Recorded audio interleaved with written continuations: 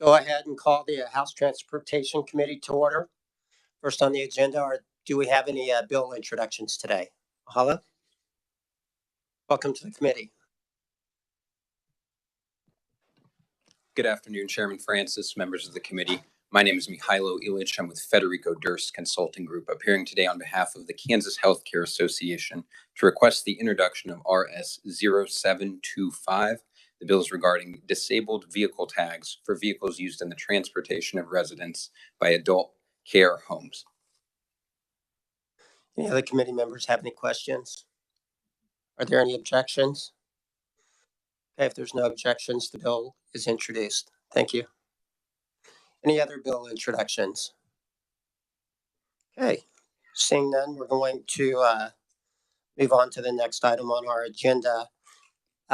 As you'll remember from our last meeting, we didn't have an opportunity to hear from one of our conferees, Ben Kessler. He's the public policy manager for ChargePoint. I think this is important information for the committee to have as we consider the bill that we're going to hear afterwards. So with that, Ben, are you on WebEx? I am. Good. Welcome to the committee.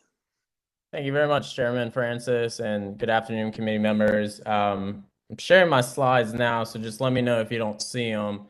And if you do, we'll carry on here. So certainly appreciate the space to talk about road use charges and kilowatt hour taxes in reference to House Bill 2004. As Chairman Francis mentioned, my name is Ben Kessler. I'm the public policy manager for ChargePoint. And for those not familiar with ChargePoint, I'll certainly enlighten you to our business. But first, certainly want to just run through our agenda. I wanted to give you guys a snapshot on where Kansas is with EV registrations, again, what ChargePoint is, and then certainly turn our attention to the gas tax. And last week, I know the previous presenters had a lot of good points that I'll also touch upon. So I don't want to feel like a broken record, but I'll also throw in some new considerations when talking about the kilowatt hour tax. So as we move into this space, electric vehicles are certainly rolling out in Kansas, but somewhat at a slow pace. At the end of 2001, Department of Energy registration data showed that electric vehicles were less than 0.02% of EVs in Kansas. So while they're certainly rolling out into our communities, somewhat of a slower pace in Kansas as compared to some of the other nations. So just wanted to present that as kind of a base level context as we get into our conversations. In terms of charging infrastructure, ChargePoint is one of the leaders in terms of North America and Europe. We have over 211,000 charging ports, and ports is an industry term. A charger could have multiple, for lack of a better term, plugs to put into a vehicle, and we call those ports. So that's how they're counted. We work across all verticals, so fleet, workplace, home charging, wherever you live, work, and play is kind of our motto. But in Kansas, we do have a somewhat smaller footprint of about 731 ports. These partnerships are generally with convenience and fueling retailers in the state, also with municipal entities and utilities. There's also private ownership through retail stores, workplace charging, and multifamily unit dwelling. So that is our footprint in the state. And then certainly just as a background on what our business model is, we do business a little bit different in the sense that our customers that we call site hosts will purchase equipment from us and then own and operate that equipment on their property. And so that means they control the data, they control who accesses their property, as well as the revenue that's garnered from these stations. Us as ChargePoint then provide the software on the back end to enable it all for drivers, pairing it with payment systems and navigation systems to integrate within an ecosystem for the driver. And so that's what ChargePoint is. I'm going to certainly turn our attention now to the gas tax. And I'll be brief. I have just a few slides. But as you all know, the gas tax was implemented in 1933. And just to illustrate this is a 1933 standard, the year from when it was enacted. And fast forward 70 years, the Congressional Budget Office released a study in 2003 really talking about the diverging ends between the fuel economy standards that are really putting the cracks in the gas tax revenue and the projections moving forward for our country. And now as we move into this new stream and, 20 years later is, we have a wide spectrum of fuels that are out there. So I pulled this list from the U.S. Department of Energy of, fuels they classify as alternative fuels that are out there. And these are the other things that are diversifying our fuel market too that may not also be captured in terms of a gasoline or diesel tax. So this presents, I think, a lot of alternatives for states to go down and offer pathways to collect revenue from not just gas and diesel, but supplement with these other fuels. One of the things, though, to seriously consider is each of these options carries considerations towards administrative efficiency as well as burdens to implement. And so I know previous conversations, right, the annual fixed fee, that could, present an issue. Someone could drive 30,000 miles or someone could drive 5,000 miles, but they're both being taxed at the same rate.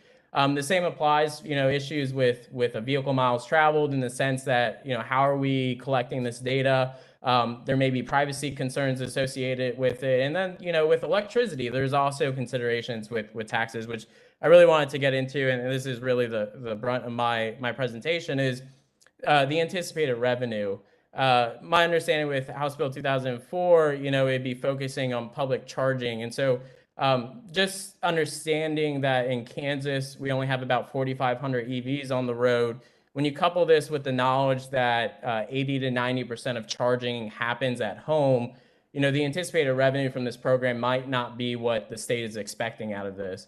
Also adding on another layer of context is consider the impact to those who don't have access to home charging. This might be considered a regressive policy in the sense that, they rely on public infrastructure to charge their vehicle and go to work and such. And so that they would be hit by this tax instead of those folks with single family homes. I would also say, the weights and measures is a huge issue as well.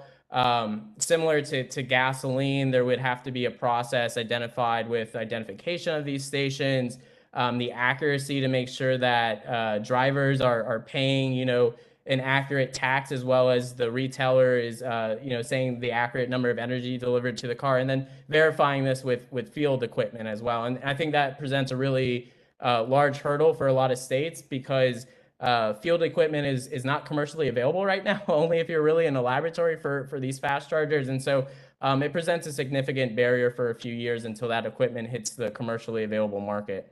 And so with these factors in mind, I think, we all agree that a sustainable future for our roads is needed.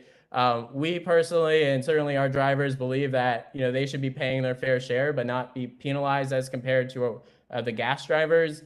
This is a large issue, the gas tax revenue fund. And certainly, I think a great recommendation is to develop a legislative or agency study committee to study all fuels and all drivers and how to capture that revenue. And I was delighted to hear that Kansas DOT is actively working on a pilot and some studies to better understand this and provide recommendations on moving forward. And so I promise you I'll keep it brief. And with that, I'll end here and appreciate the committee's time. And I'll pass it back to you, Chairman.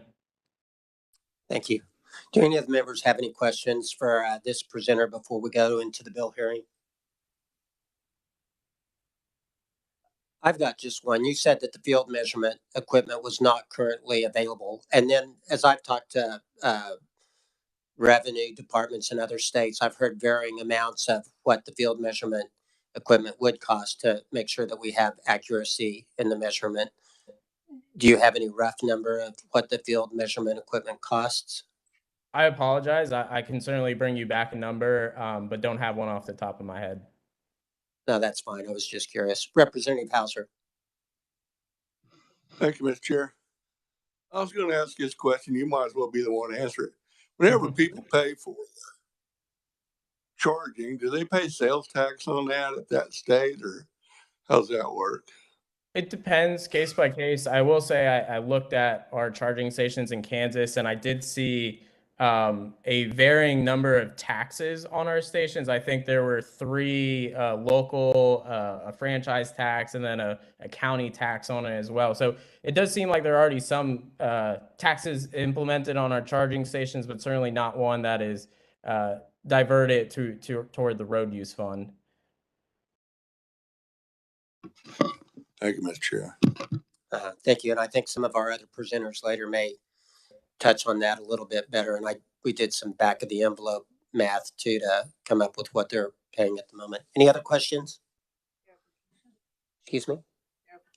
Yeah, go ahead, Representative. Just a clarification. Did I hear you say that you may be charging tax, but it would not go into the tax base the same as gas does? No, and I apologize for the confusion. I was just saying that I looked at our stations the other day and saw that there were already taxes levied on people charging at those stations. And I don't have them in front of me, so I don't want to talk off the cuff. But I did, there were some local and county taxes that are implemented. I don't know where they go, if they go to the road use fund or not, but not in what HB 2004 is doing, it didn't seem like that was the intent of those taxes. Thank you, Mr. Tribbett. But I think it would be extremely important for us to know if they're charging taxes. Are they going to any kind of source that's supporting roads? Okay, thank you, Mr. Chairman. And we may have a conferee later on that can answer that. I've got some assumptions on my part, and we all know what those assumptions, but assuming something means. So, all right, we're gonna. Oh, Representative Goddard. Thank you, Mr. Chair, and thanks for your presentation today. Am I misunderstanding the taxes that are charged on EV charging stations? The use tax, is that any different than what we pay for on our home electrical bill? And then we would come in on top of that with a tax or a fee per kilowatt hour that would be dedicated to roads.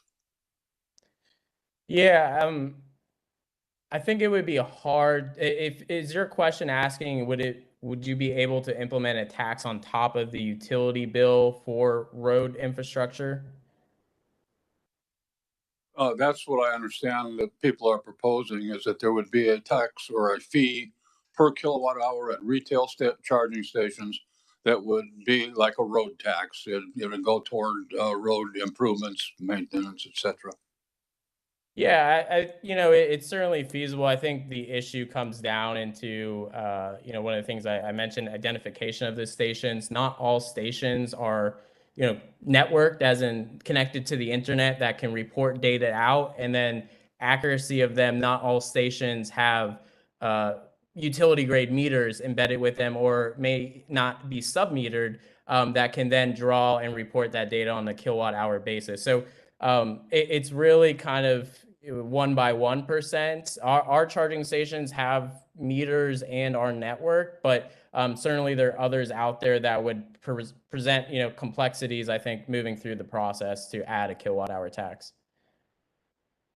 Thank you. And thank you, Mr. Chair. I think some of this will be answered in our testimony later on today. Yeah. And I think the whole purpose of this hearing is we may have questions. We need to go to experts in other areas at the Capitol to get clear, concise answers to. So any other questions? Okay. If not, before I forget, committee, I missed the agenda item on minutes. Yesterday you guys should have all got copies of the minutes for the 10th, 12th, 17th, 19th, and the 23rd. I hope you've all had a chance to review those. And I was wondering, one, are there any additions or deletions or changes to those minutes? Is there any objection at this time to approving those minutes? Okay, if not, they're approved. Okay. So we'll go back to what we've got on the agenda. I want to open the hearing on House Bill 2004 that establishes the EV Energy Equity Road Repair Tax Act. And Revisor, would you please give us an overview?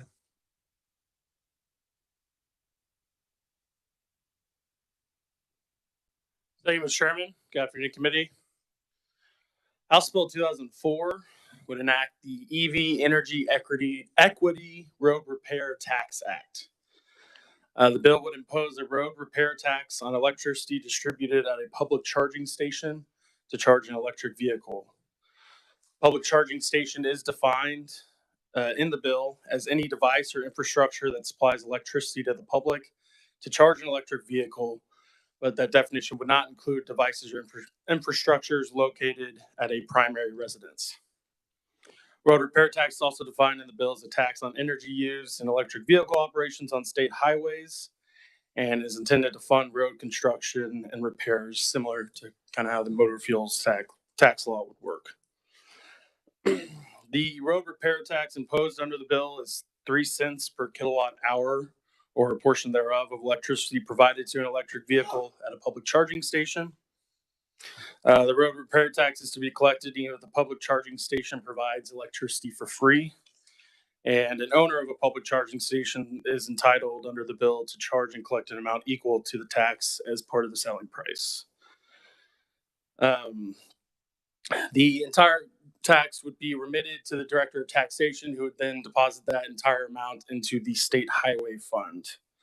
The Secretary of Revenue is authorized to adopt rules and regulations establishing the criteria and procedures for licensing of public charging stations and to create reporting requirements as well. The bill creates a crime on the owner of a public charging station for any of the following offenses: failing, neglecting, or refusing to render the road repair tax within the time required according to rules and regs; failing, neglecting, or refusing to pay the director any road repair taxes liable to such owner; failing, neglecting, or refusing to keep and maintain proper records for a period of 3 years; aiding and abetting in any of those previous 3 offenses; or falsifying, forging, or willfully concealing from the director any records or books required by the act. Violation of any of these offenses would result in an unclassified misdemeanor, and the owner of the public charging station would be punishable by fines of not less than $5,000, nor more than $50,000, or imprisonment in jail from 30 days to 1 year, or both of those punishments. However, violations for failing, neglecting, or refusing to render the road repair tax, kind of that first offense listed on at the bottom of the second page, would have a slightly different punishment. It would be an unclassified misdemeanor still, but it would be punishable by a fine of $25 per kilowatt hour of energy of taxes not remitted to the director, in jail for not less than 30 days or more than 1 year, or both.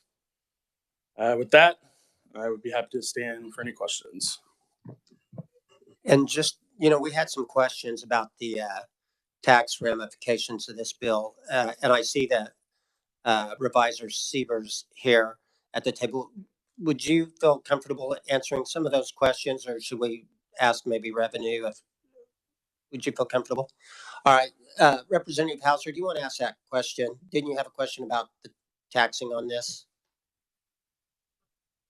Representative Hauser? Yeah, do you want to try to reframe that? Maybe Adam can.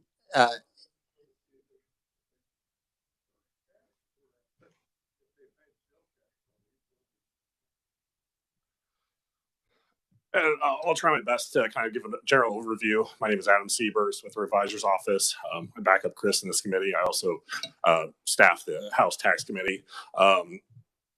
Sales tax is kind of a unique element where, especially in utilities and electricity, your general residential use electricity gets a sales tax of 0% for the state. So the state essentially doesn't charge a sales tax.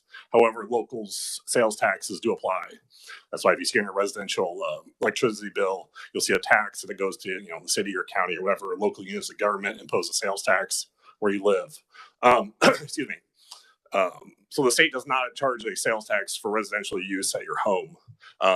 When you go to these charging stations, I believe those get charged the commercial use, or as a commercial sales tax, or not sales tax, but they're not used as residential; they're used as commercial. So they pay not only the 6.5% state sales tax, in addition to all the local sales taxes. Every sales tax for the state that comes in, a portion of that goes towards the state general fund, and a portion of it goes towards the state highway fund. Currently, that portion is 17% of all highway or dollars that come in under the pool of sales tax or use tax. But here we'd be talking about sales tax. Would go to 17% of that would go to the state highway fund. The remainder would go to the state general fund. If there's anything else I need to touch on, sorry. Go ahead, Representative Hauser. Thank you, Mr. Chair. So you're saying this would work the same way this is what, if I heard you correctly, we would apportion any sales tax that we had on this the same way we proportion it on gas or fuel. You brought up my second point. I kind of forgot. Under this bill, essentially, it would change instead of being a sales tax, it would be this is qualified as an excise tax. Under the state, motor fuel taxes all get deposited into the state highway fund. There's no sales tax when you purchase motor fuels. You just get the motor fuels tax, 24 cents a gallon for state. And there's no sales tax. That is because there is an exemption under the Kansas exemptions, that long statute we're used to seeing. The very first one is if there's another excise tax that gets imposed, there is no sales tax. So if this bill would get on, the sales tax should fall away on these purchases, and it would only be this tax. And under this tax, all of it would go to the state highway fund. So just to follow up on that, would the local sales tax also go away? Sure, that's correct. And would the franchise taxes go away? That is something I can't really speak to since that's a utilities thing. I'm just not entirely certain of the aspect of franchise fees. Okay, and the way I understand the way chargers are normally done right now, they're all set up underneath the big global meter that the business has. In other words, you go to a gas station, it's got one meter. These were probably tied into that meter. How would we go about figuring out, would they have to apply for a rebate of the portion of the kilowatt hours that were charged on that charger? Because the meter originally is what the electric company would base the bill off of. Are you following me? That may be a little too technical for my understanding of how it would actually work. I just know the tax aspect of, how it would apply downstream. To be honest with you, I don't know. Okay. Or they maybe would have, that would be something more for the utility companies to figure out how they would have to structure that. Correct. Okay. All right. Representative Goddard, did you get your tax questions answered by Revisor? Well, my basic question was on the retail charging stations, the electricity that's used and paid for, does that include the same charges that a homeowner incurs, like the franchise fee and those type things that we find on our own electric bill? It's my understanding currently they're levying under the commercial. When you go to a charging station, you would pay both the state sales tax, the local sales taxes, and possibly any additional franchise fees, which I'd be honest with you, I'm not aware of, because that's a utility thing, not a tax aspect. If you charge at home, you do not have the state sales tax. You'd only have the local sales taxes. So there would be a difference currently. I didn't want to be confused by all these different kinds of taxes on electrical use that are already there. And this, as I understand this bill, would put a road use tax on top of that would go directly to the road fund. In a sense, it would replace the non-personal charging, but if you go to a commercial station, it will replace the sales tax with this new tax. So there would no longer be a sales tax; it would just be this the road use tax that's listed in here, and it would all go towards the state highway fund. Thank you. Thank you, Mr. Chair. Representative Hoheisel. Thank you, Mr. Chairman. I have one point and then one question for the revisor, if I may. I do have a receipt here that was emailed out from a constituent in Wichita who used I think it was Charge Point Station in Hutch. And he sent me a screenshot of the receipt. It's a 6.5% sales tax, a 1.1% Hutchinson City sales tax, a 5% Hutchinson franchise tax, and a 1% Reno County sales tax. So on his charge, it looks like, 30 cents on the charge, but that's what he sent me. So those are the taxes that are applied to charge stations already, and this was a public charge station. My question for the revisor is, under 2004, does this repeal the registration fees for EV vehicles that we currently imposed a few years ago? Thank you, sir. No, it would not repeal the EV registration fees. Those would still apply. What are those currently set at? They're like I'd have to look. I think it's around $100, but and then there was like for all electric, it's 100. For if it was a 50 for hybrid. Jill did some work that might be able to address some of that a little bit, didn't you, on the registration fees, the difference between the EV registration fee and the registration fee for all vehicles? Yes, as Chris just said, there is the $100 fee for an all hybrid vehicle. The standard fee for a passenger vehicle, certainly. The registration fee for a passenger vehicle of a regular weight under 4,500 pounds is difference is $70. It's only $30 for the registration fee, 40 for a vehicle that's registered for more than 4,500 pounds. So you got a difference there. So I'm sorry, I didn't get that. What was for the EV, 100% electric EV? What is the registration fee? $100. $100. But a regular gas combustion car has a $30 registration fee. So there's $70 gap. Yeah. And then she also did some stuff. Let's see, wasn't it like that equates to about 7,000 miles of driving, and that was listed in the bill. In other words, the difference in cost, if you drive 7,000 miles a year, that kind of makes up for the lack of gas tax. And Mr. Chairman, remind me, how many miles does it take to drive to Liberal, Kansas from Topeka? Well, but one of the other numbers that comes up is the average at this time. By the way, we've got to sometimes kind of separate where we are right now with the industry versus where it's going. At this time, the average EV driver drives about 7,000 miles, probably because of range anxiety and things like that, or at least that's a data point that we've seen. So, yeah. Yeah, I just wanted to make at least the new folks on the committee aware that we did have a registration fee that we put a couple years ago, an extra one on EV vehicles on top of the state sales tax that they're already paying. And as they said, 17% of the portion of the state sales tax is also going to the highway fund. And I believe the registration fee was designated to the highway fund as well. Yes, that's correct. Right. Okay. Thank you, Mr. Chairman. Yep.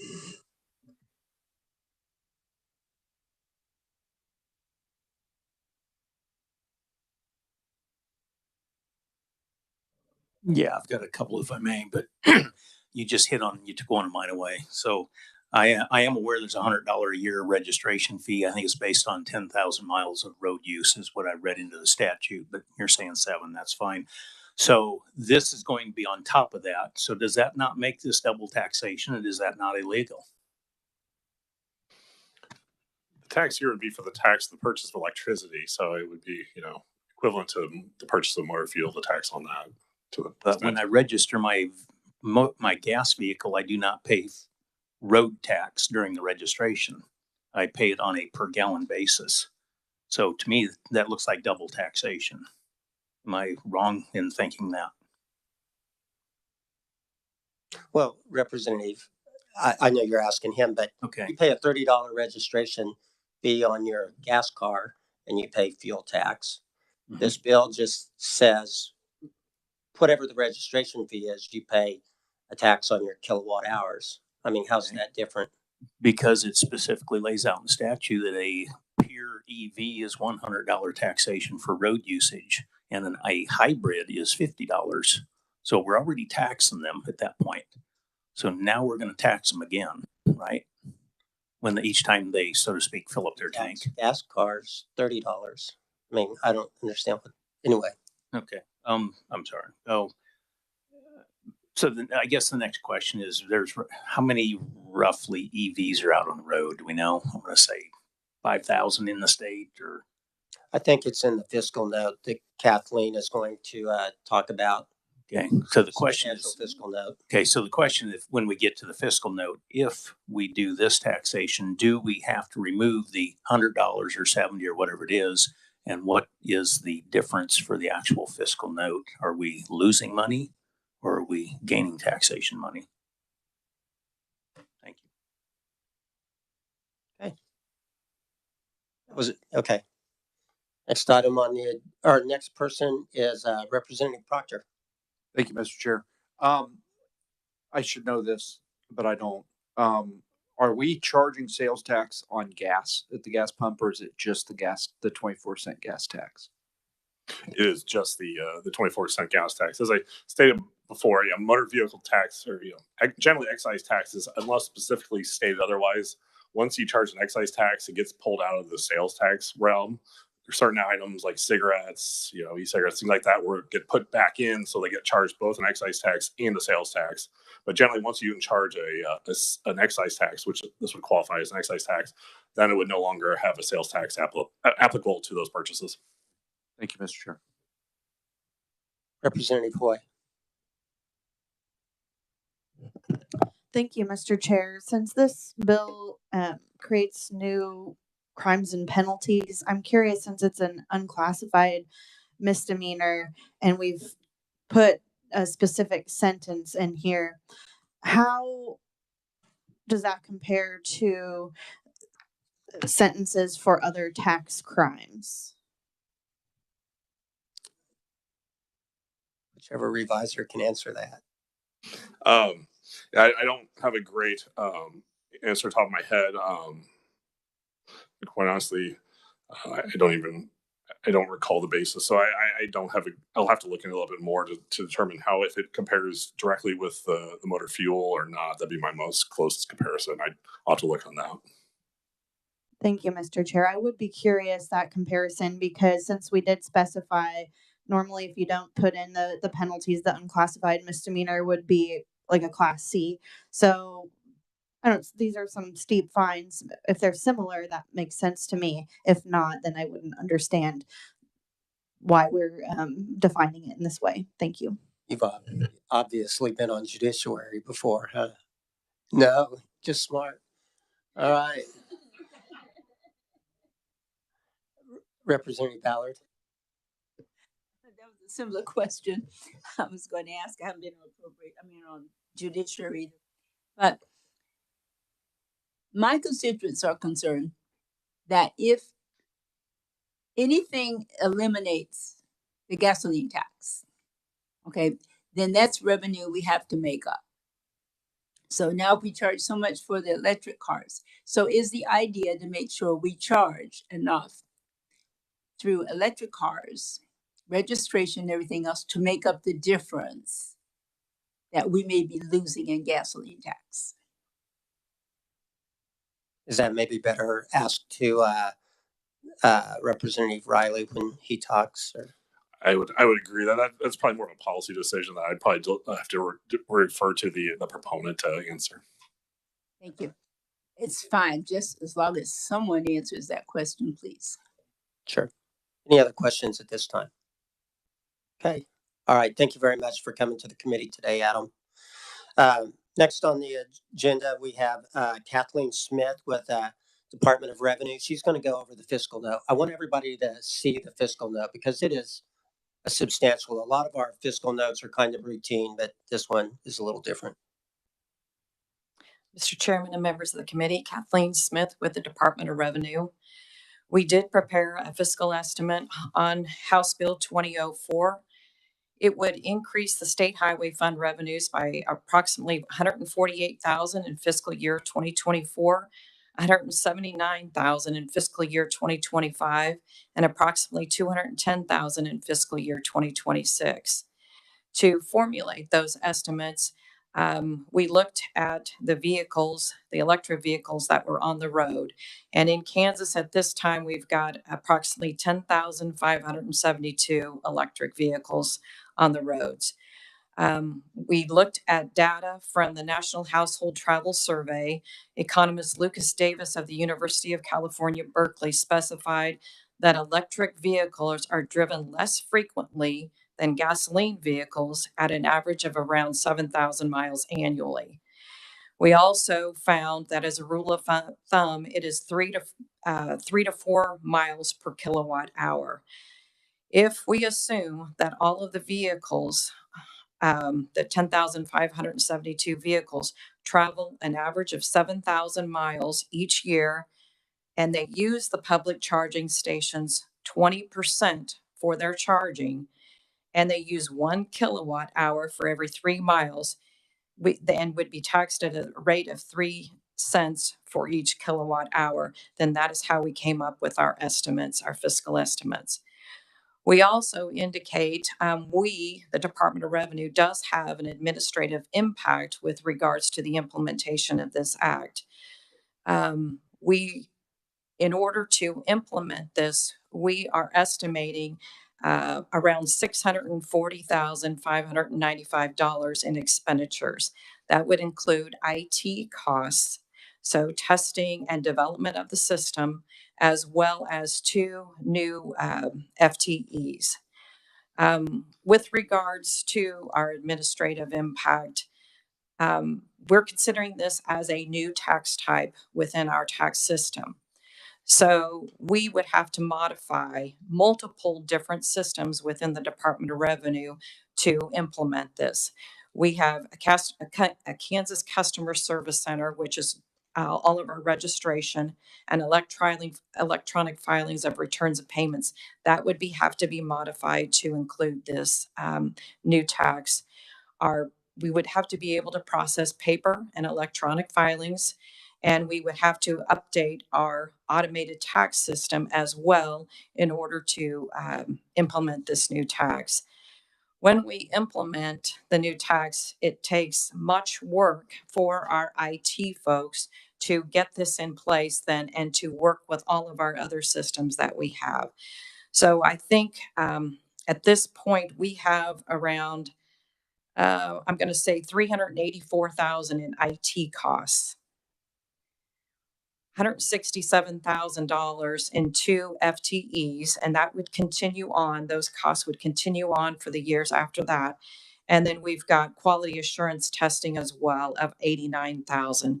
So that does come up to the $641,000 in our administrative impact for the Department of Revenue to implement this act. With that, Mr. Chairman, I would stand for questions. Any questions by any members of the committee? Okay, seeing none. All right, thank you very much, Kathleen. All right. Now we'll move into testimony. Our first proponent is Representative Bill Riley from House District 80. Welcome to the committee, Bill. Is this mic still on? Okay, thank you. So, thank you, Mr. Chair. Thank you, committee. This has just been great to have a chance at hearing. I mean, for the freshmen that are here, I just like you to know that it's probably unusual that we have so much questions of the reviser before the proponent even comes up and starts talking. So I appreciate all of that. I'm hoping that all of you have had a chance to read my written testimony. So the main part of the main testimony that I have is thanking all the people that came in last Thursday and spoke to you and gave you testimony about how all of this stuff works and what's going on in different states. I really appreciate that because that opens up your mind as far as thinking about what's going on, what's the challenges, what do we need to discuss. The other part of that in my testimony is I hope you saw that the governor is going to be spending a whole lot of money, or it's already started, that we're going to be spending money putting charging stations at each one of the convenience stores across 70, down 135.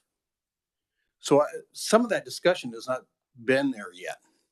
And so in my testimony, written testimony, I discussed the vehicles that are coming through, and I don't have that record. You can Google this, but the states that have the most amount of EV cars right now are like California, Washington, Oregon, Oklahoma, Texas. Where do they drive? If they're going to be driving through anywhere, come on to Kansas, come on through.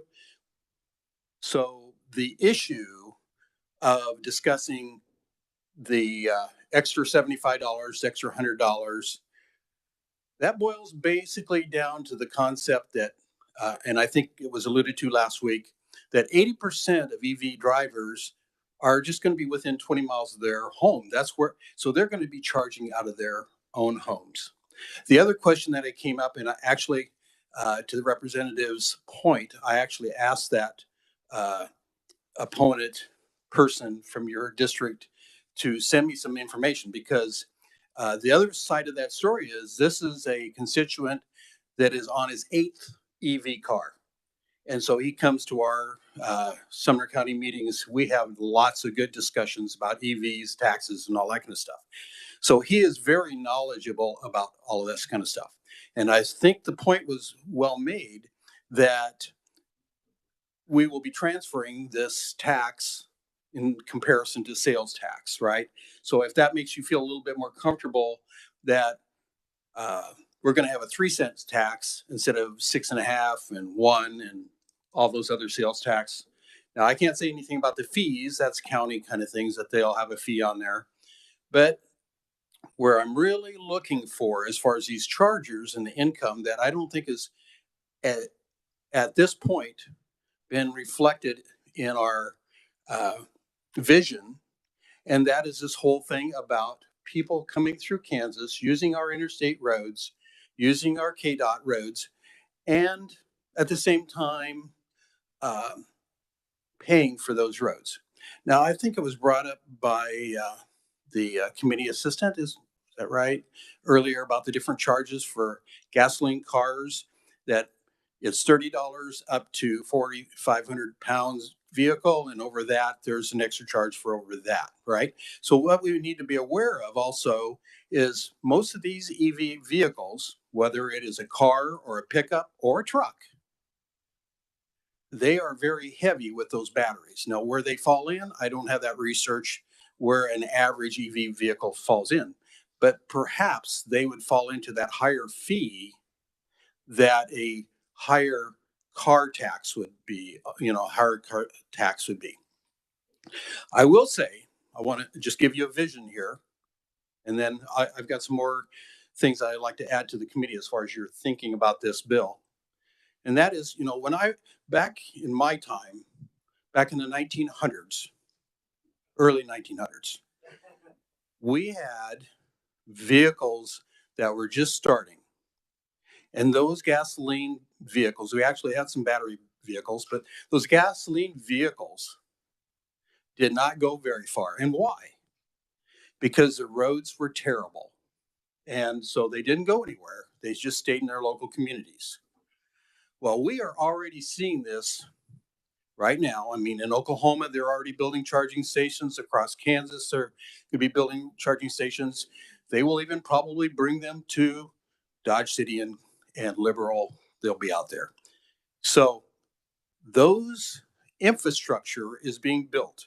Those highways and interstates for the electric vehicles are being built. And so the vision that we see, and if you have a chance to watch a football game or a basketball game and you watch all the commercials that's going on, when was the last time that you saw a manufacturer of vehicle in the United States in the last year say that they were selling a gas-powered vehicle? They're all saying that we're manufacturing EVs, right? So you look at the vision of what we need to do. And again, it's up to this committee to start working through that process. But we can't just look at the 10,000 EV vehicles that are in Kansas.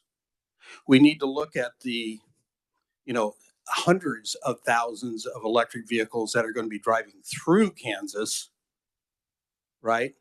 So I'd just like to take a minute and share with you some ideas that came from some of these other states. It was mentioned last Thursday, there's some states that are already working on this process. And by coincidence, I don't know where they got the 3 cents. I had that 3 cents before the Oklahoma people had the 3 cents.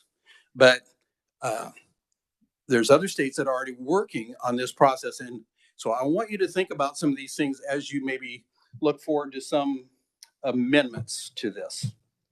All right. So let me sort this out. So Wyoming, House Bill 0275. So it defines commercial vehicle charging facility. So it defines the difference between a public charging facility and a commercial. I don't have that in mind. It defines who a dealer is. The dealer is not the person that's selling electricity. The dealer is the person that is the filling station, just like you think of, Phillips 66 or any people. So it defines that kind of thing. Defines the electric provider, defines the Department of Transportation as a department to prescribe the reporting format, forms for making collection of taxes and fees, and also to make any rules that are necessary. I don't have all that nitty gritty in the mind. But at the same time, their total tax that they're putting in with theirs is 15 cents a kilowatt. Okay, so nobody drives through Wyoming with an electric car, so probably wouldn't be that big a deal, but they drive through Kansas. So Montana, House Bill 55, it defines a public charging station as a for-profit business being metered system to deliver electric current to electric vehicle. Montana defines a 3 cent a kilowatt hour charging station tax. It defines a requirement that I don't have in mind that they need to report to the Department of Transportation their report by the 25th of the next month. It defines the public legacy charging stations that have never charged a fee for their use. They are exempt from remitting the tax until July 2015 or 2025. So it gives them some slack to build a metering system. And then again, it defines the Department of Labor and Industry as an inspector of the public charging station inspection stations. New York State and Hawaii, they require all new construction to have a level 2. And if you need to talk about the different levels, we can talk about that later. But having an electric vehicle charging station, and Illinois is proposing that all new single family and renovations of any multi-unit residential buildings have electric vehicle charging parking stations. And then, of course, it's already been mentioned, Oregon, Pennsylvania, and Oklahoma also are on the list as far as having road taxes. I will mention that it felt like the reviser was spending almost half his time explaining this as far as the different penalties. We're going back to discussing penalties. My tax dropped directly into a former gas tax or a current gas tax. And so, we're just doing the same penalties of what they do over on the other side. And I suppose to some of you, it probably seems awful tough penalties and all that kind of stuff, but you probably haven't realized, what they do over on the gas tax as far as drilling into their penalties for not reporting on time. So I will stand for questions. Thank you. Okay. Representative Ballard, did you want to readdress your policy question earlier? Representative, thank you very much for being here. I just need a clarification on the gas tax. We know how much money we isn't part of our revenue. Is the idea behind our electric cars, since we're charging on a different level, will we make up the difference in gas tax? I have another part of that question too that I was asked about. Well, then how then will they measure the utility rates? Because if some are using home, or are we only just talking about commercials? Thank you, Mr. Chair. Two good questions. Answering the last one first, I mean, your residential won't change. This is only for commercial vehicles, and so this is a extra charge on vehicles. I think it's kind of interesting. It used to be back when I was a youth that we would see on the pump that it would say, so much a gallon gas tax. Probably not anyone in here is old enough to remember that, but it did. No longer do you see that it's actually 24 cents plus another penny. It's actually 25, but the actual tax is 24. You don't see on the pump when you go fill up with your gas or diesel vehicle that tax. Now, going back to your first question, will this offset that? I mean, that is a who knows question. I know that the intent, and you can check with the reviser, but that extra fee, that $75 and $100 that's feed on hybrids and electric vehicles. My understanding from my treasurer, and I might be wrong, reviser would know this better, but that money goes directly into the state general fund. That doesn't go to the road repair. Of course, ultimately we give a certain percentage of that and it goes out to the road fund, right? I mean, give it to KDOT. my tax, road tax, equity road tax, it goes directly to the treasurer that deposits in the account for KDOT. So that was the point. Now, will that make up to answer your question, Representative? I don't know. It's just hard to say. Just to clarify, Representative Revisors tell me, I think the registration fees are dedicated for highway use. Isn't that correct? So that $70 does go to highways. Okay, good, thanks. Okay. Anything else, Representative Allard? I'll hold on as a question because maybe it'll be answered as we go along. Thank you. Representative Proctor? Thank you, Mr. Chair. Thank you, Representative, for bringing the bill. I think this is an important conversation to have. But so I'm about to do public math, and that's very dangerous because I'm not very good at it. But I'm afraid that we might be accidentally, I don't know, disincentivizing the use of fossil fuel vehicles based on this 3 cents. So I've been doing kind of the back of the envelope here while we've been talking. 24 or 25 cents to a gallon to fill up my Chevy Silverado is costing me $5.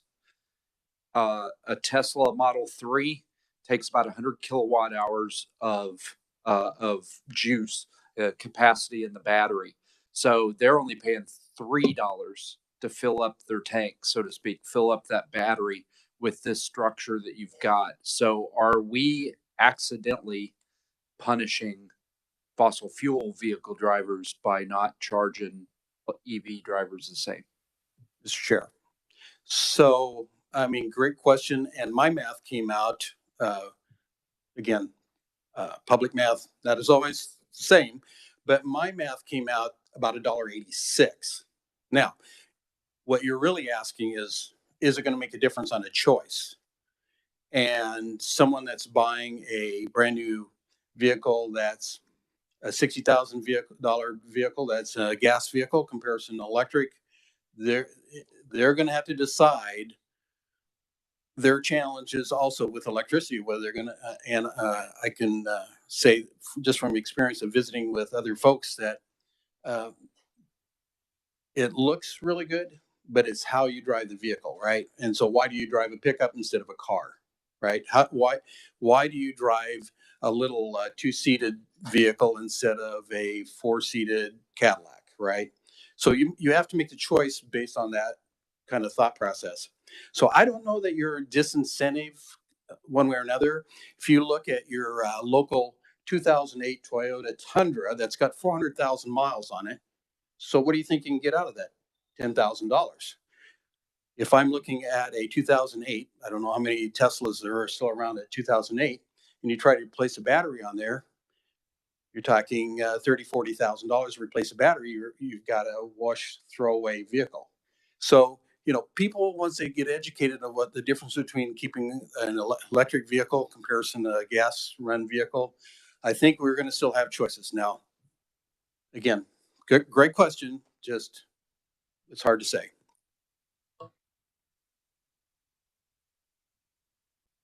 Thank you, Mr. Chair. I'm good. Thank you. Representative Hoheisel. Thank you, Mr. Chairman, and thank you, Representative, for all your hard work on this. I know we discussed this many times, and we discussed this last year either. I appreciate the previous question and the previous representative doing the math for me, so I don't have to publicly embarrass myself with the math, because that was pretty much the basis of my question. And I do believe we do need to move forward eventually and have this conversation because of the direction of EV vehicles. It's just making sure that we're being fair to both sides and we're not discriminating or incentivizing or decentivizing use of either petroleum vehicles or combustibles or EV vehicles. Do you, I guess to a point of the previous representative on the disparity between paying $5 to fill up his vehicle. Again, that's why there's a portion of the registration fee that we put on EV vehicles that kind of makes up the rest of that difference. So I understand you're trying to capture out of state, and I appreciate that. That is a big issue. Have you given any thought though that maybe we just raise on the in-state the registration fee? Mr. Chair. And thank you, Representative, for that question. I just knew you were going to go somewhere else with that, but thank you. I think I can. It's really hard to answer that question. Based on my political background, I had a challenge when we put the 75 and the 100 on. So it's taken me a while to justify that fact that the certain amount of those dollars are to offset, local, city, county road repair.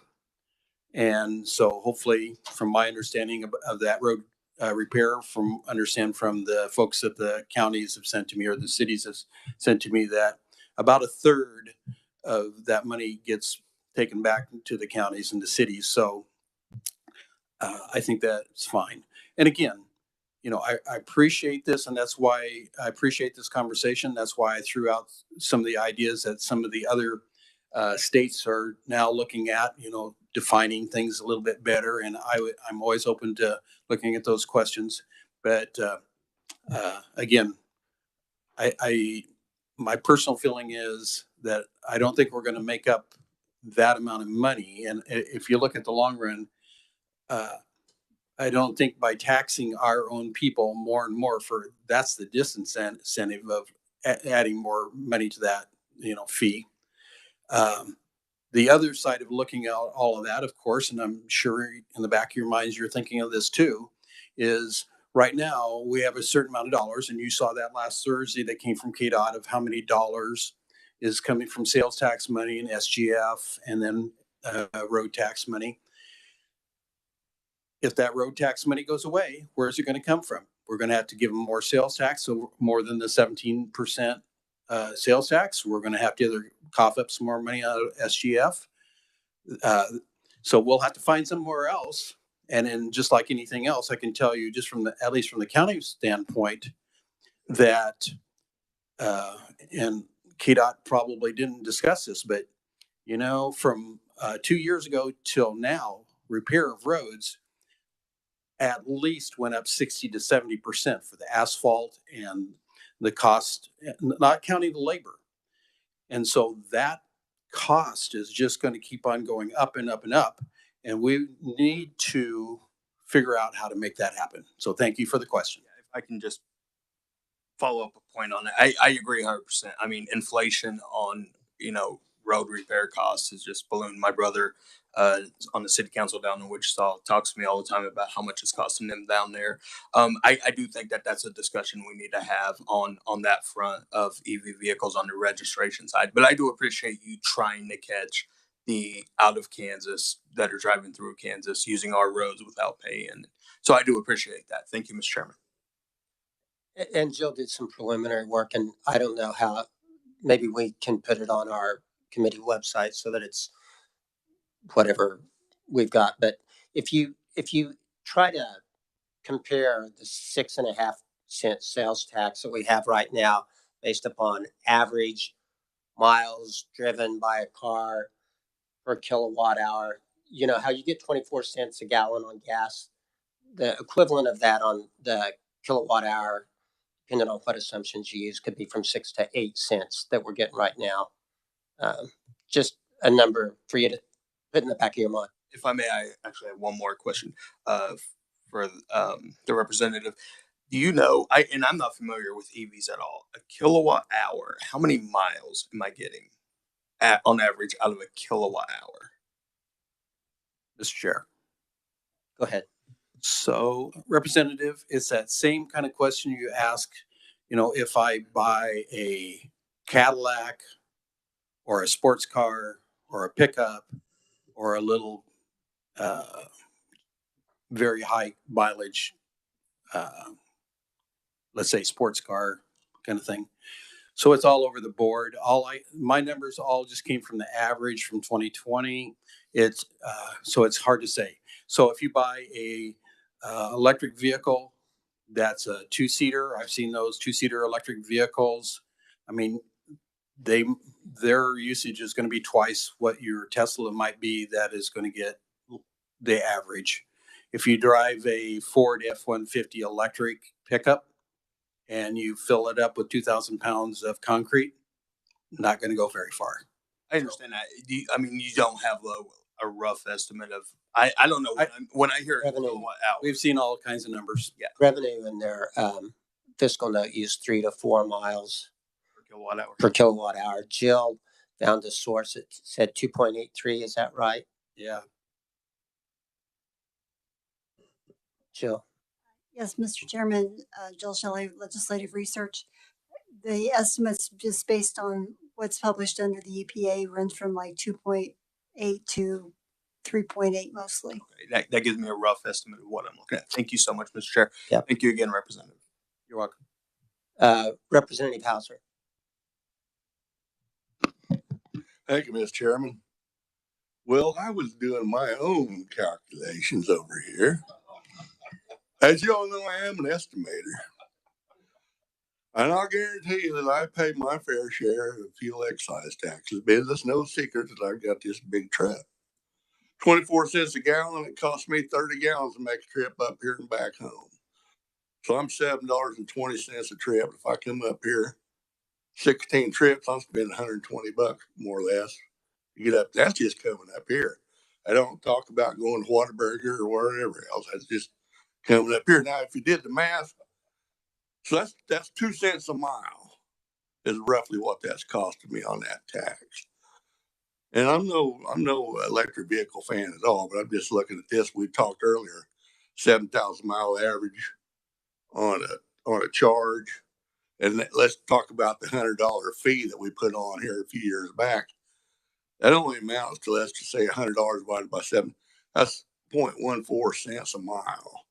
And I'm at 2 cents driving a big truck that gets 13 miles per gallon if I'm lucky. But it's all about choices. And I didn't buy mine for miles per gallon. I bought mine for smiles per gallon. And I'm going to tell you what, I get my money's worth out of it. Now, thank you. I'll be here all day.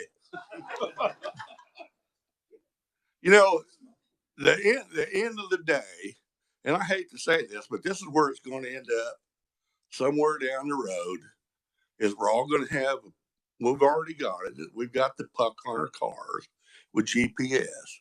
And someday it's going to come down to where your usage is going to be based on what your car says you drove. And that's, I hate to say it, that's the fairest way to do it. And it may be that it may be a different rate per type of road you're on. Say if you're on an interstate, either that or we're going to go all toll roads, one or the other. You know, and that's been proposed a lot in the state of Kansas, making most everything pay to drive on it anyway.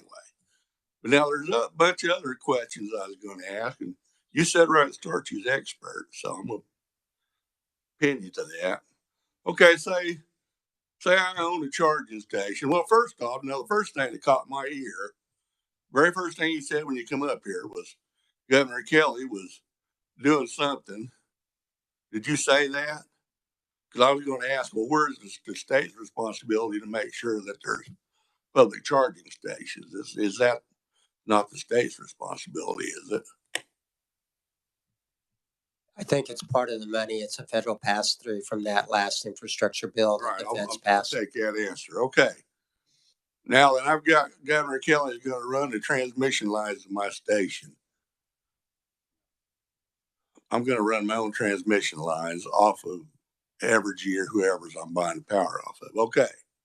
So they're going to have their meter that I'm going to have to pay power for. I'm going to have to pay to run my lights and pay to run lights over the charging station, blah, blah, blah. So am I going to be able to add, this is what I see coming. As an owner of a charging station, am I going to be able to add on my own profit percentage to the cost of the, just like gasoline, because that stuff's all over the board. And then also, we're imposing all these fines on these store owners if they don't comply. You remember what we just did here a year or two ago? We gave all the people that were taking credit cards, we gave them be able to collect fees for that. So an owner should be able to collect fees on that too. If they're facing the risk, they're doing the work to collect the tax or the fee or whatever we want to call it, road usage tax, then they should be able to be paid to do so. There's a lot of stuff on here. I mean, this is nothing. I would hate to think that we would rush through this and vote on something. You know what I'm saying? Because there's a lot of stuff here to talk about. I mean, thank you, Mr. Chair. Yeah, and we're going to have to start speeding stuff up so everybody can talk. Representative Minix, you're the last one for Representative Wright. Thank you, Mr. Chairman. I'm listening to this 7,000 miles per vehicle per year, and it sounds extremely low. I'm under the understanding that the average vehicle in Kansas of any kind is about 15,000 miles per year, is what the car dealers are telling me. I drove 20,000 miles in 3 months last summer, personally. I think a lot of us probably did. Are we as Kansans going to cut our mileage in half if we all start driving electric vehicles? And then if we do, then why shouldn't the cost be higher, double on this to pay for our highway maintenance? I don't see how many understand how many 7,000 miles per year vehicles are going to travel through Kansas. That's about 400 miles across Kansas. That's not very many trips, guys, in a year. 7,000 miles sounds like an extremely small number for us to base something on for our highway maintenance. And I just ask you to respond, sir. Mr. Chair. So, I mean, awesome questions. And, you're just kind of talking like peaches and pears here of different numbers of the 7,000 miles of the average for that the revenue department has seen for their vehicles and everything, or the numbers that they pulled out. So again, averages are averages, and you've got people that are politicians and we're going to drive a lot of miles. You got people that are farmers and they are out in Western Kansas and they're going to drive a lot of miles. And then you got a whole lot of people that are in Kansas City and they're going to drive 1 mile a day. So I can't tell you about averages. That's fine. I would like to bring out, Mr. Chair, one previous comment and just to clarify that. And again, we are not charging homeowners here. We are just looking at commercial charges. But it was brought up to the board just before I came in, and I thought it was a good point, the challenges of electricity and whether it's reliable and what the meters are and whether or not those are valid readings or not. But, everybody realizes that there are chargers out there that people are paying on their electric vehicle for filling up on right now, right? So prove to me, unregulated, whether that kilowatt is really a kilowatt. There's not any meters or verification on what's being charged those people for those charges right now. Also, kind of going back to your first kind of question, as far as building in a profit for your business, it would be the same as it would be for a business that had a filling station, a gas station, convenience store. You buy that electricity at wholesale from Sumner County Electric or Evergy or whoever you would buy that electricity from. You mark it up to increase your costs, just like any good business, make a profit. And you have that amount of dollar, you put it out on your gasoline pump and you say that we're charging you $3.19 a gallon. Where'd you get that number? Well, it was from this, and this, and that's how I make a profit. If I don't have, I'm selling so many gallons of gas, selling products on the inside for other kinds of things, that's how I make my profit. So it's really that same kind of thing. Now I will, and then then you'll have an excise 3-cent equity road repair tax on top of that. So it's just looking at it from the viewpoint from the business point of view. I've already been talking to our folks at Sumner County Electric, and the folks that are putting in at our Belle Plaine convenience area, they are already got places going on, and they're building in Texas, Oklahoma, different places. And so they know how to put those chargers in. I will tell you, if you're in there buying gas. Representative, let's try to wrap it up. Wrap it up. The questions. We've got a lot of other I'm usually a short-term talker. You've been doing great. And I want to take the time to do this, but we're not going to get to the rest of the conferees. So anyway. Okay, well, thank you. I just wanted to, bring back that whole point of, it's, business will do fine. The wholesalers that are selling the gas / electricity will do fine, right? All we're looking at is creating revenue to replace that gas tax. All right, thank you. Thank you very much, Representative. Next on the agenda is Kevin Gregg. He's Associate Director of Fuel True. Kevin, welcome to the committee.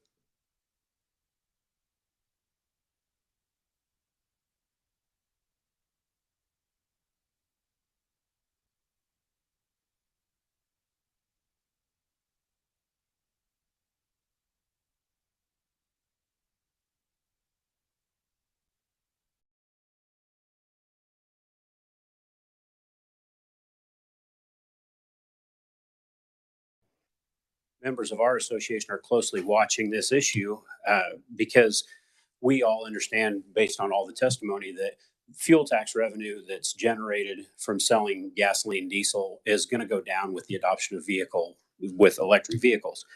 It's important that we find a way to collect and offset this tax that goes to the roads without disincentivizing the purchase of electric vehicles.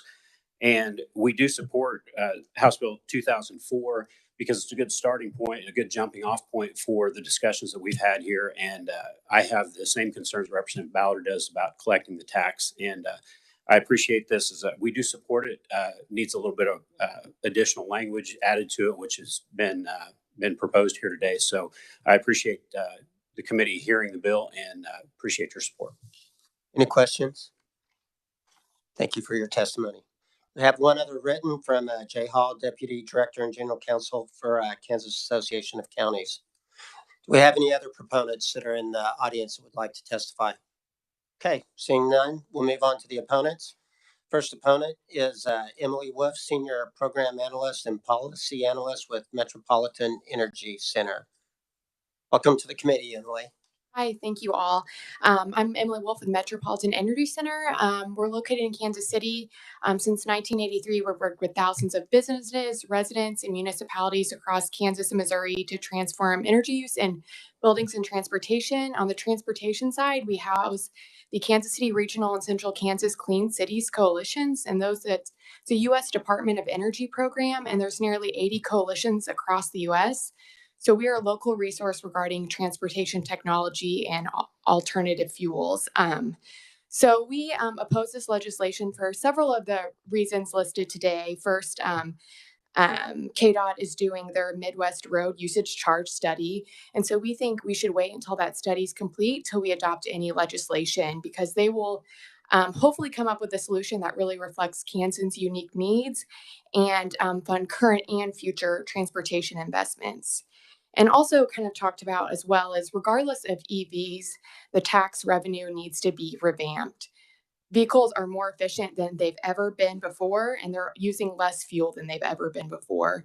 So even if you took out EVs outside of the equation, we would still be missing a lot of dollars from the current gas tax.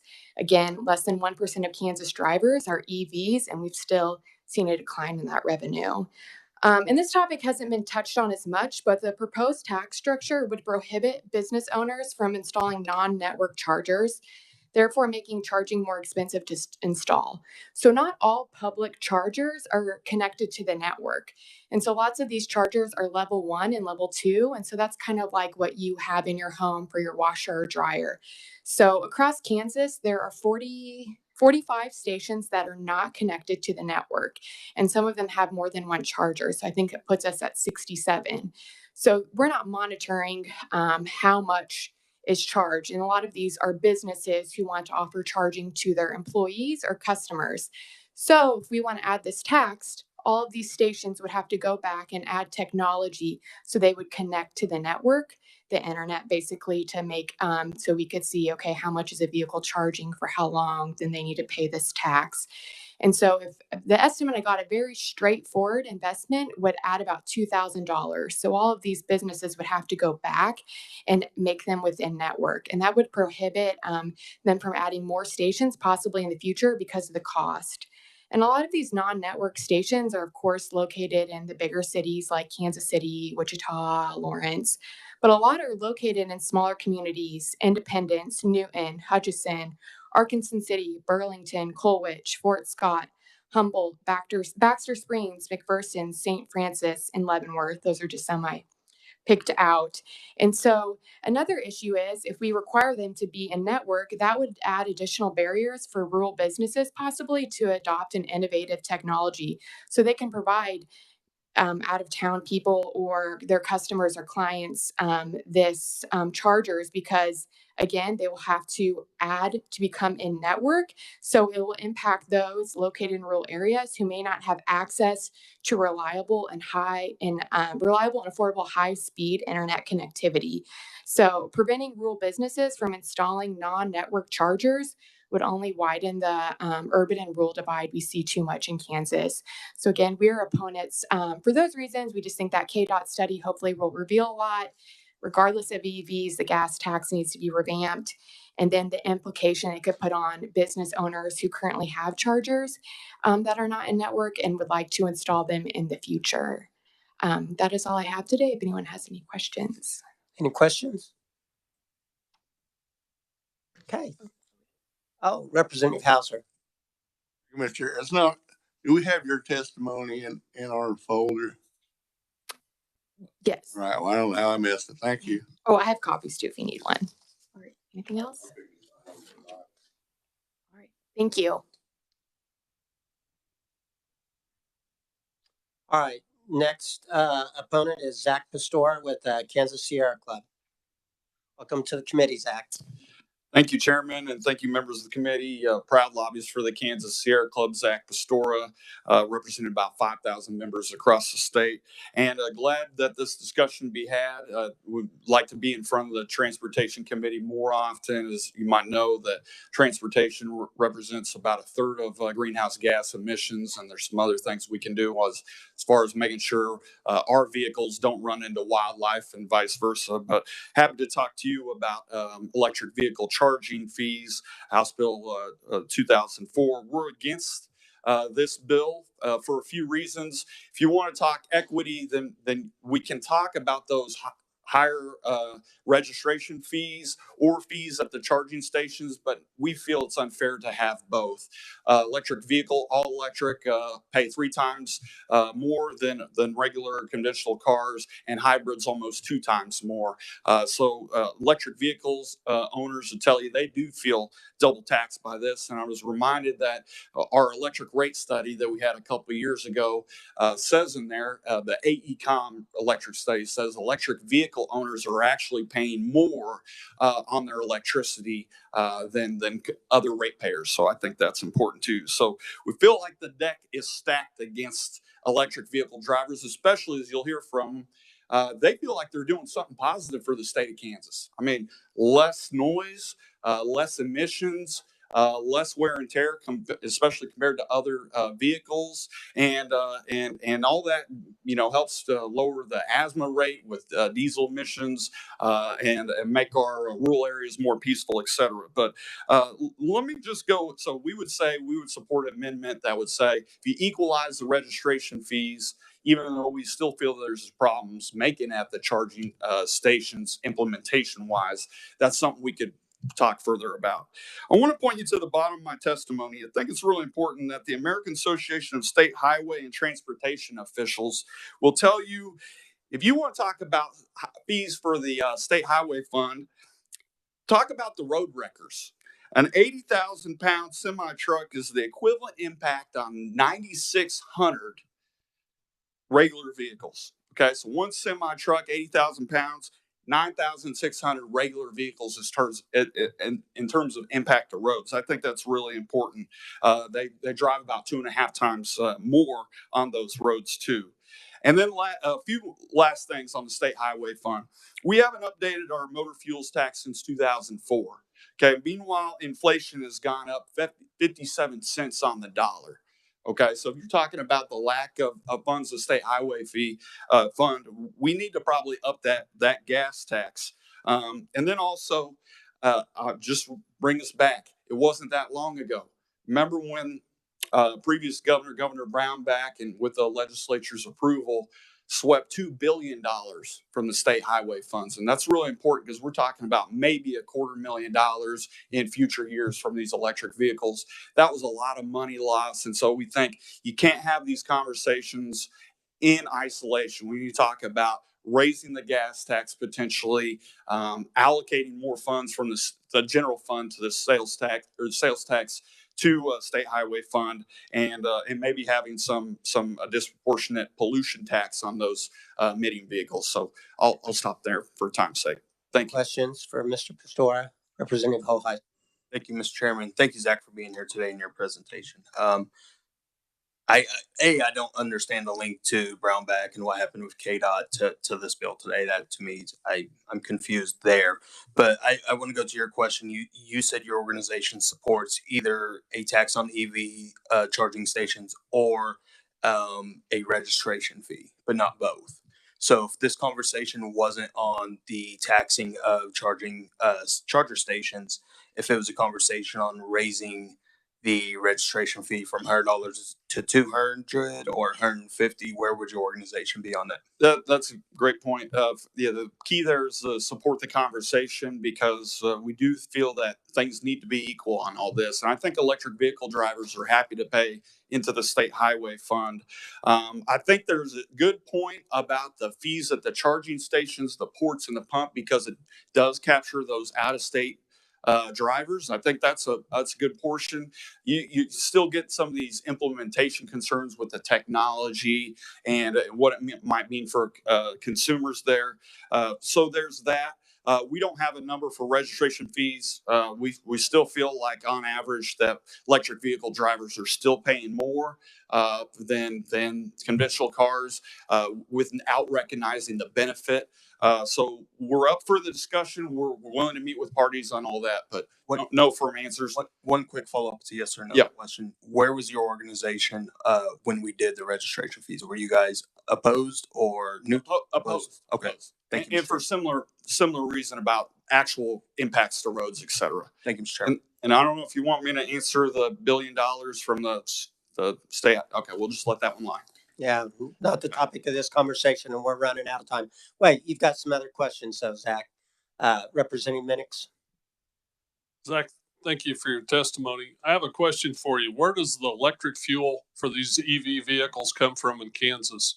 Is it 20% nuclear, so much coal, natural gas? Do you have those percentages? Yeah, my understanding is the most dominant use of energy in the state of Kansas is wind power now. Overtook coal just a few years ago.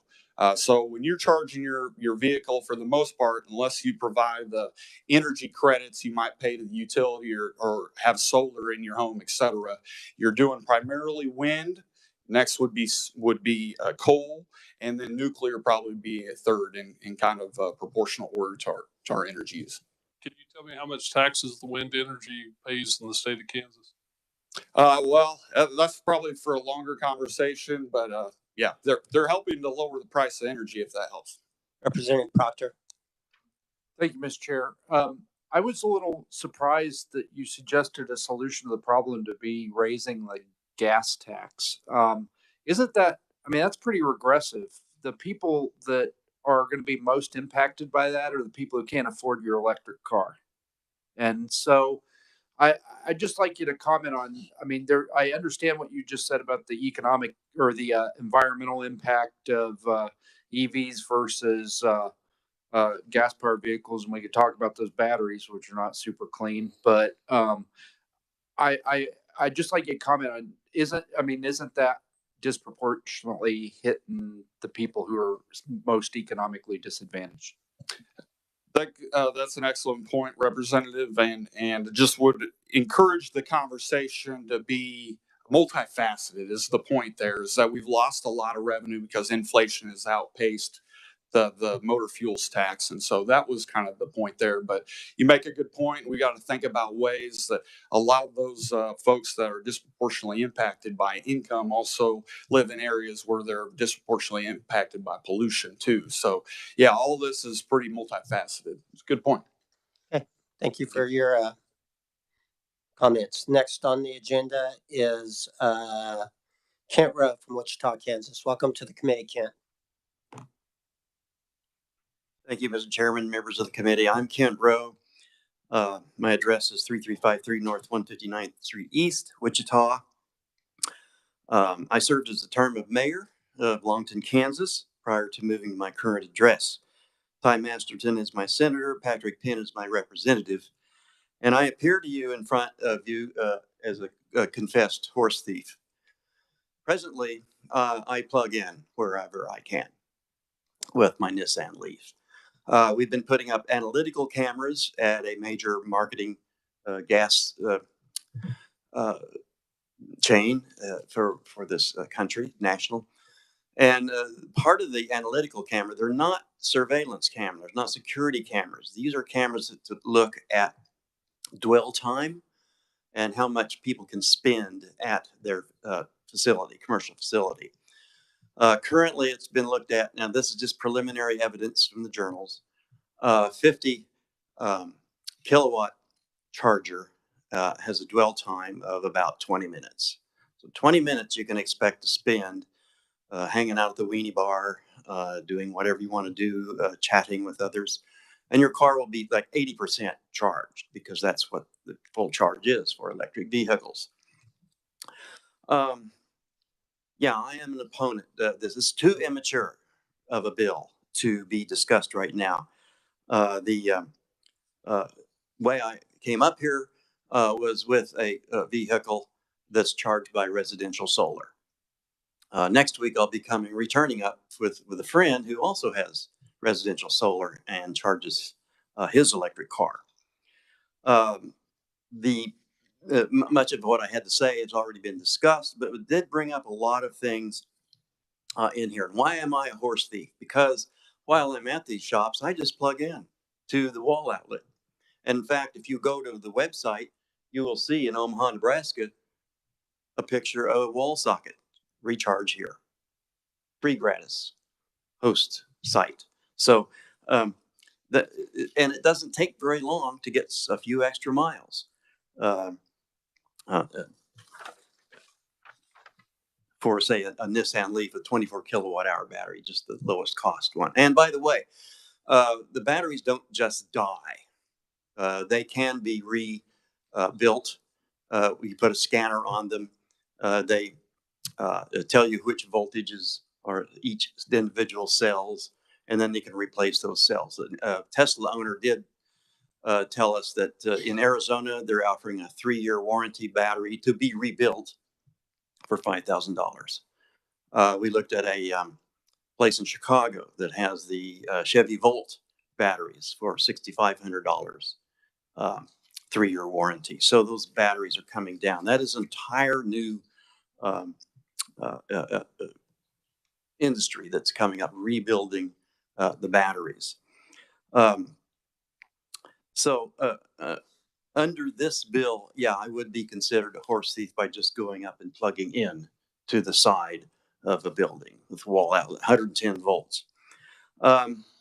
It does not address bidirectional charging, which Wichita Transit now utilizes. Do you all know what that is? That's where your vehicle, bus, truck, transport can actually certain times of the day go back into the grid, thereby reducing your over our power output and reducing demand charge, which commercial businesses must pay when their peak demand time comes around. That's called V2G, vehicle to grid, vehicle to home, vehicle to office, vehicle to school. And which school buses can do that as well when they're not being utilized on the road. So you see, you have power walls, you have mobility as a service. is what it's called. I was the judge of the 2019 North American Power Symposium research papers at Wichita State University.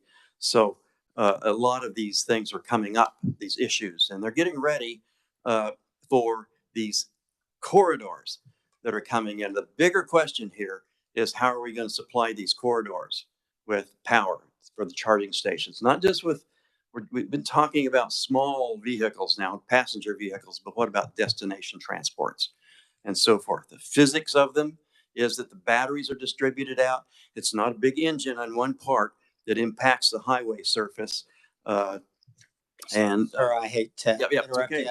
We need to stick to the, we've got lots of people and we're out of time. We've actually hit our 3 o'clock deadline. Yeah, I want to thank you for the opportunity. There's a bigger discussion here we need to implement. Thank you. Any quick questions for him?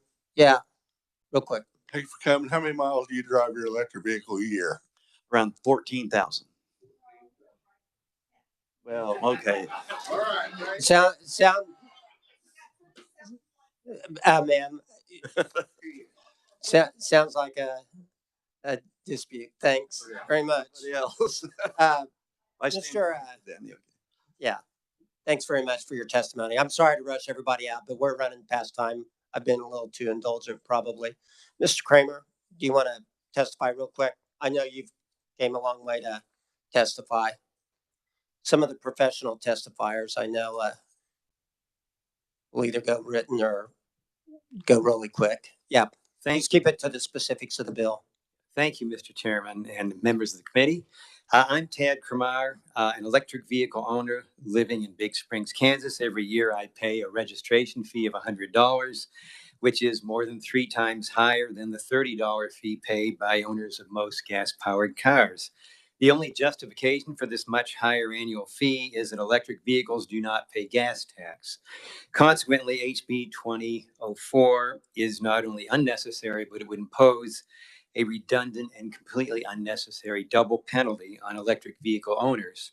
The penalty on electric vehicles is even greater when you consider that gas-powered vehicles pay nothing to compensate for the pollution or noise they generate. And speaking of penalties, the bill would impose draconian penalties for violations, including imprisonment. Moreover, it would apply even to businesses that make electric charging available free to employees or customers. And since those free charging stations are not set up for payments, this bill would impose major new costs on companies that provide this very beneficial service to their employees or customers. Just one more thing, the ownership of electric vehicles should be encouraged, not penalized. Electric vehicles are quiet and produce no pollution or greenhouse gases. This bill is the opposite of what we should be doing. So please oppose this grossly unfair bill. Thank you very much. I just want to ask Representative Hauser's question for him real quick. How many miles did you drive last year with your EV? Well, we got it in late July, and so far it has 10,000 miles. Okay.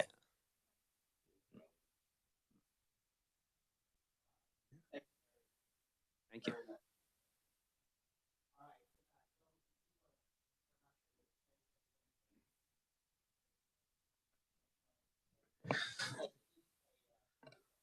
Good afternoon, Mr. Chairman and members of the committee. Again, my name is Joel Scally, Director of Policy.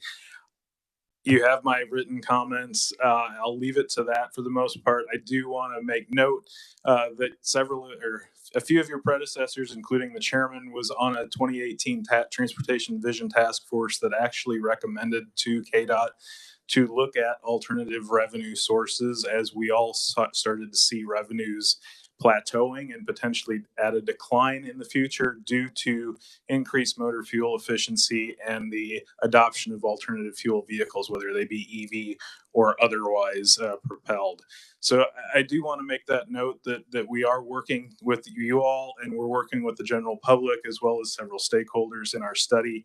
We're about partway through and looking forward to the results that we will obviously be reporting back to you here in the future.